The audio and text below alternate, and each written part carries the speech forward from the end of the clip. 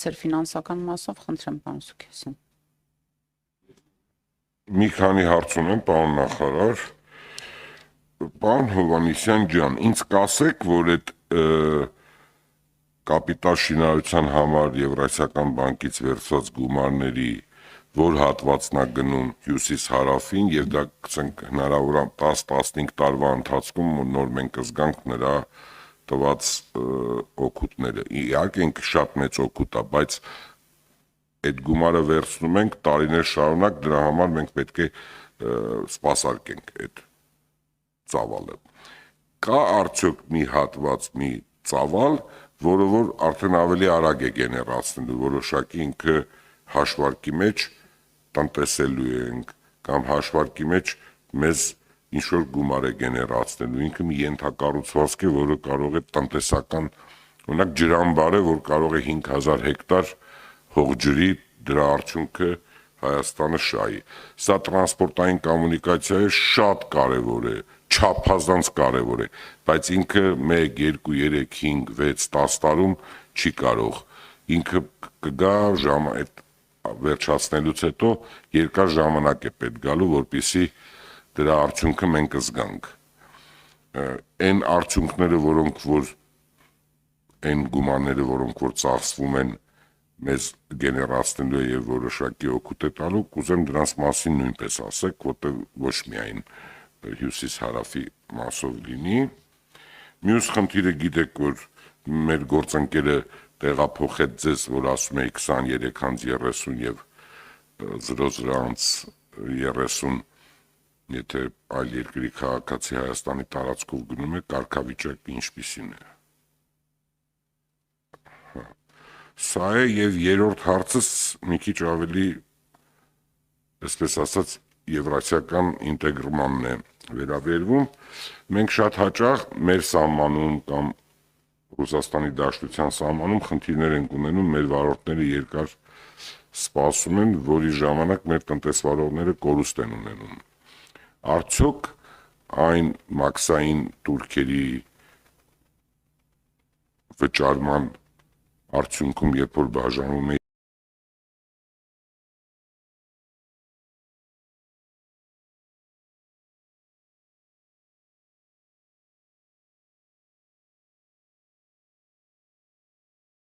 երկիր է մեզ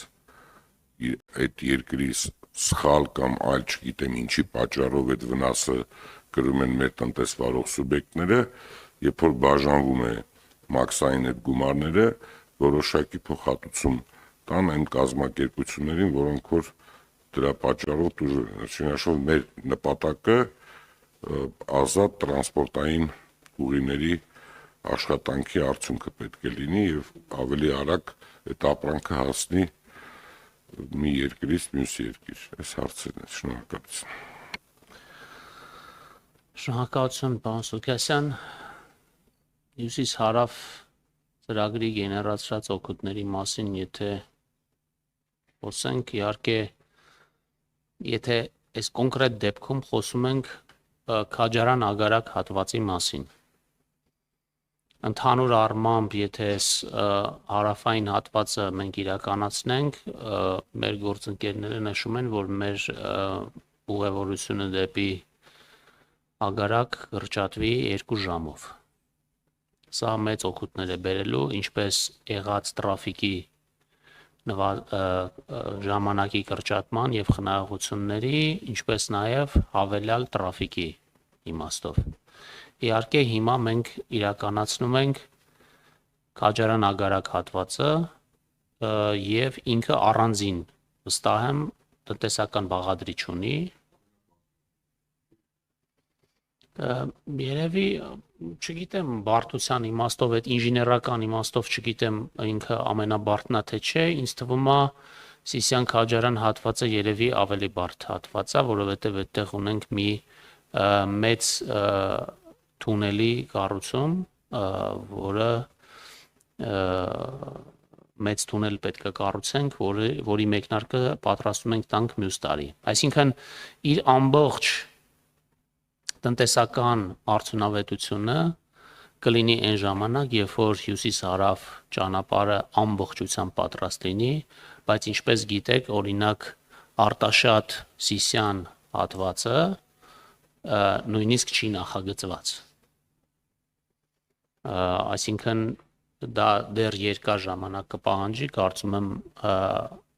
եւս մի 5 տարի կպահանջվի, մինչև դա նախագծվի եւ կառուցվի։ Սիսյան Քաջարյան հատվածը երևի էլի կտևի մոտավորապես մի 5 տարի մինչև կառուցվի, դա լավագույն դեպքում ընդհանրապես ուզում եմ ասեմ, որ այս մեր տրանշ 1-2-ը երևի տևելա մոտավորապես մի 10 տարի կառուցել, թեև դա երևի այդ ամբողջ ճանապարհի ամենահեշտ հատվածներն էին։ Չէ, 10 տարի չի։ 2014 թվականից, հա։ Այսինքն հույս ունեմ, որ մեր կարողությունները ծրագրերը իրականացնելու այնքան բարելավված են այս ընթացքում, որ մենք կկարողանանք արագ սա իրականացնել եւ ձեր ասած տնտեսական օգուտները, որոնք հաշվարկային են, իրանք կսկսեն գալ ավելի շուտ, քան թե ավելի ուշ։ Հիմա այս իմաստով իհարկե ցանկացած այսպիսի ծրագիր իրականացնելուց կան մանրամասն տնտեսական հաշվարկներ, թե երբ են այդ օգուտները գալու, ոնց է գալու եւ կա, այսինքն հիմնավորված է այդպիսի վարկով, այդպիսի ներդրումներ անելը։ Իհարկե ամեն ինչ կախված է նրանից, թե ինչքան ժամանակում դա այսինքն պլանային ժամանակում կկառուցվի թե ոչ, եւ կանխատեսված տրաֆիկը այդտեղ կլինի թե ոչ։ Իմ կարծիքով կանխատեսված տրաֆիկը կլինի ավելի փոքր է, քան մենք կունենանք իրականում, որովհետև արդեն օրինակ հետազոտությունները ցույց են տալիս, որ 21 թվականին արված ենթադրությունները տրաֆիկի վերաբերյալ այսօր պարզվում է, որ խիստ թերագնահատված են։ Այդ մասով ինչ վերաբերվում է կարգավիճակին, ինչպիսին են,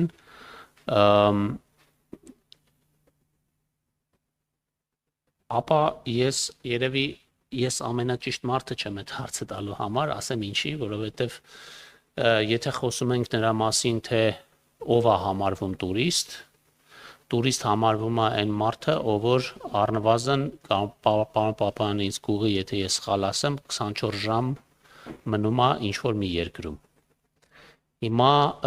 այս աջակցության ծրագիրը, որի մասին խոսում էինք, ինքը սահմանում է, որ պետքա մի օր գա եւ մյուս օրը գնա, որը այդքան էլ 24 ժամ չի, որովհետեւ ինչպես ասում եք, 23:50 կարա գա եւ 00:15 մեկնի եւ դա ընդամենը կլինի 25 րոպե։ Այնուամենայնիվ, քանի որ կառավարության որոշմամբ արձանագրվել է այս տրամաբանությունը, ապա ֆինանսների նախարարությունը ապահովել է այն ֆինանսական միջոցները, որոնք անհրաժեշտ են այս ծրագիրը իրականացնելու համար, 3 միլիարդ դրամ ենք նախատեսել, ես չեմ բացառում, որ այսինքն եթե առաջարկություն լինի վերանայել այս մոտեցումները, կարող է եւս մեկ անգամ քննարկվի եւ վերանայվի, բայց այդ ոլորտի քաղաքականությունը, թե ոնց է նպատակահարմար սահմանել, ինչքան մարդիկ պետք է մնան, ինչի համար պետք է ստանան այդ աջակցությունը, ես կարծում եմ դա տկենի եւ մեր туриզմի քաղաքականություն իրականացնող գերատեսչությունների որոշելիքն է մեծ հաշվով։ Իհարկե մենք մեր կարծիքը ունենք, մեր առաջարկությունները նախարարական կոմիտեի քննարկման ժամանակ ներկայացրել ենք, բայց հիմնականում այս գերատեսչություններն են, որոնք այս հարցի կոմպետենտ պատասխանողներն են։ Ինչ վերաբերվում է վարորդների կորուստները փոխհատուցելուն, ապա ես նման մեխանիզմի չեմ տիրապետում, որովհետև մեր քննարկումները կան այդ բաշխման ձևը փոխելու հետ կապված առաջարկներ։ Քննարկում կա ՀԱՏՄ շրջանակներում, բայց դա կախված է նրանից, որ Այն ժամանակ, չէ, տեսեք, այն ժամանակ, երբ որ որոշվում էր մասնաբաժինները, այդ մասնաբաժինները ուրիշ էին։ Այսինքն Ռուսաստանը ներկրում էր ավելի շատ, մյուսները ավելի քիչ եւ մյուսները ոնց որ ստացողի դերում էին։ Հիմա փոխվել է իրավիճակը, Ռուսաստանն ներմուծում է ավելի քիչ, մյուսները ավելի շատ, եւ այստեղ հարցը առաջանում, թե ինչպիսի սկզբունքներով այս մաքսատուրքերը պետք է վերաբաշխվեն մյուս անդամ պետությունների միջև։ Այսինքն կարծիք կա, որ դա պետք է իրականացվի ներմուծման ծավալներից կախված, կարծիք կա, որ դա պետք է տնտեսության ծավալների հետ կապված, այսինքն այս քննարկումները ակտիվ են եւ սակայն կարող եմ ասել, որ դեռ վերջնական կոնսենսուս չկա, որ լինի այն ժամանակ բնականաբար բոլորս դրա մասին կիմանանք։ Շնորհակալություն։ Արձագանք։ Շնորհակալություն, ուղղակի կարգապահական մասով կասենք երկրները պետք է ավելի կարգապահ լինեն մնացածի նկատմամբ, որտեղ դա մի ընտանիք է, մեկ կազմակերպություն է, կոպիտ ասած, որտեղ օրենքներ է ընդունվում, կանոնակարգեր է ընդունվում, կարգապահության մասով, եթե խախտում է լինում, որոշակի պետք է ֆինանսական դուժեր լինեն։ Կարծում եմ, որ դա առանձին հարց է, որ երևի այդ բաշխումից զատ այդ հարցը արժի կանոնակարգող կարծիք, կանոնակարգող առաջարկ է, էլի, որ որոշակի հասկանան, որ տենց չի կարելի դա բերել այլ բաների հետ կապել, այդ տնտեսական է, զուտ պետք է տնտեսականով գնամ։ Եվ մյուսը, քանի որ դուք եք ֆինանսների նախարարը, շնորհակալ եմ այդ պատասխանի համար, ուղղակի պետք է դուք